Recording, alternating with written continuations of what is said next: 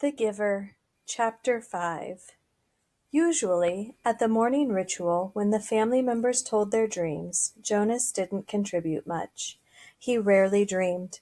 Sometimes he awoke with a feeling of fragments afloat in his sleep, but he couldn't seem to grasp them and put them together into something worthy of telling at the ritual. But this morning was different. He had dreamed very vividly the night before. His mind wandered while Lily, as usual, recounted a lengthy dream, this one a frightening one, in which she had, against the rules, been riding her mother's bicycle and been caught by the security guards. They all listened carefully and discussed with Lily the warning the dream had given. "Thank you for your dream, Lily." Jonas said the standard phrase automatically and tried to pay better attention, while his mother told of a dream fragment, a disquieting scene where she had been chastised for a rule infraction she didn't understand. Together they agreed that it probably resulted from her feelings when she had reluctantly dealt punishment to the citizen who had broken the major rules a second time. Father said that he had had no dreams. "Gabe?" Father asked, looking down at the basket where the new child lay gurgling after his feeding, ready to be taken back to the nurturing center for the day. They all left. They all laughed. Dream-telling began with threes. If new children dreamed, no one knew. "Jonas?" Mother asked. They always asked, though they knew how rarely Jonas had a dream to tell. "I did dream last night," Jonas told them. He shifted in his chair, frowning. "Good," Father said. "Tell us." "The details aren't clear, really," Jonas explained, trying to recreate the odd dream in his mind.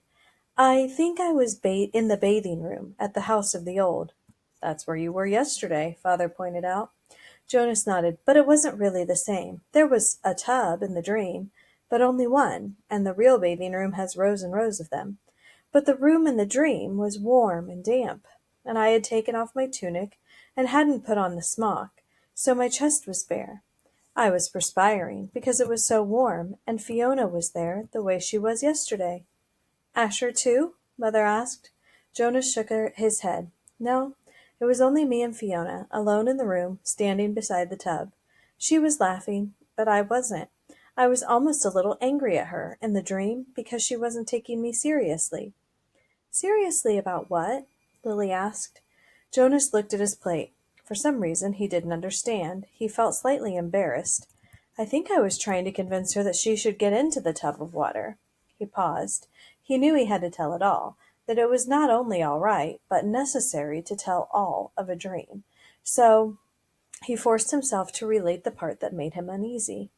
"I wanted her to take off her clothes and get into the tub," he explained quickly. "I wanted to bathe her. I had the sponge in my hand, but she wouldn't. She kept laughing and saying no." He looked up at his parents. "That's all," he said. "Can you describe the strongest feeling in your dream, son?" His father asked. Jonas thought about it. The details were murky and vague, but the feelings were clear, and flooded him again, now as he thought. "The wanting," he said. "I knew that she wouldn't, and I knew that she shouldn't, but I wanted it so terribly. I could feel the wanting all through me." "Thank you for your dream, Jonas," Mother said after a moment. She glanced at Father. "Lily," Father said, "it's time to leave for school. Would you walk beside me this morning and keep an eye on the new child's basket? We want to be certain he doesn't wiggle himself loose." Jonas began to rise to collect his school books. He thought it was surprising they hadn't talked about his dream at length before the thank you. Perhaps they found it as confusing as he had. "Wait, Jonas," Mother said gently. "I'll write an apology to your instructor so that you won't have to speak one for being late." He sank back down into his chair, puzzled. He waved to Father and Lily as they left the dwelling, carrying Gabe in his basket. He watched while Mother tidied the remains of the morning meal and placed the tray by the front door for the collection crew. Finally, she sat down beside him at the table. "Jonas," she said with a smile, "the feeling you described as the wanting, it was your first stirrings. Father and I have been expecting it to happen to you. It happens to everyone. It happened to Father when he was your age, and it happened to me. It will happen some day to Lily. And very often," Mother added, "it begins with a dream." Stirrings. He had heard the word before.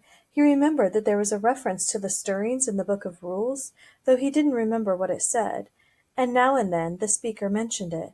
Attention! A reminder that stirrings must be reported in order for treatment to take place. He had always ignored that announcement because he didn't understand it, and it had never seemed to apply to him in any way. He ignored, as most citizens did, many of the commands and reminders read by the speaker. "Do I have to report it?" he asked his mother. She laughed. "You did, in the dream telling. That's enough." "But what about the treatment? The speaker says that treatment must take place." Jonas felt miserable. Just when the ceremony was about to happen, his ceremony of 12, would he have to go away someplace for treatment just because of a stupid dream? But his mother laughed again in a reassuring, affectionate way. "No, no," she said. "It's just the pills. You're ready for the pills, that's all. That's the treatment for stirrings." Jonas brightened. He knew about the pills. His parents both took them each morning, and some of his friends did, he knew. Once he had been headed off to school with Asher, both of them on their bikes, when Asher's father had called from their dwelling doorway. "You forgot your pill, Asher." Asher had groaned good-naturedly, turned his bike, and ridden back while Jonas waited. It was the sort of thing one didn't ask a friend about because it might have fallen into that uncomfortable category of being different. Asher took a pill each morning. Jonas did not. Always better, less rude to talk about things that were the same. Now he swallowed the small pill that his mother handed him. "That's all?" he asked. "That's all," she replied, returning the bottle to the cupboard. "But you mustn't forget.